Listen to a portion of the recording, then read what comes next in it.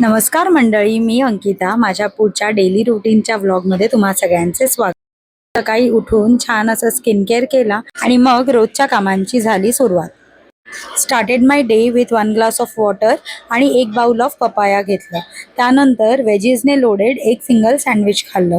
Healthy eating सुरू केल्यापासून खूप कॉम्प्लिकेटेड मील्स न घेता मी ते सिम्पल ठेवायचा प्रयत्न करते.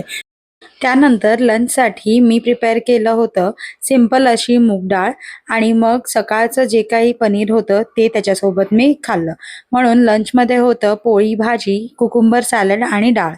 संध्याकाळ झाली आणि मग माझे स्टेप्स पूर्ण करायला मी खाली जॉगिंगसाठी गेले.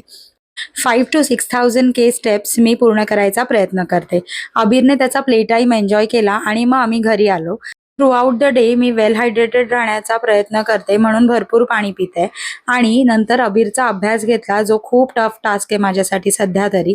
आणि मग नंतर डिनरचं प्रिपरेशन स्टार्ट केलं. डिनरमध्ये मी घेतलं होतं सांबार, ज्याच्यामध्ये खूप साऱ्या भाज्या होत्या, त्याच्यासोबत एक डोसा. आणि असा होता माझा day 2 of easy and clean eating. Stay tune for more such vlog.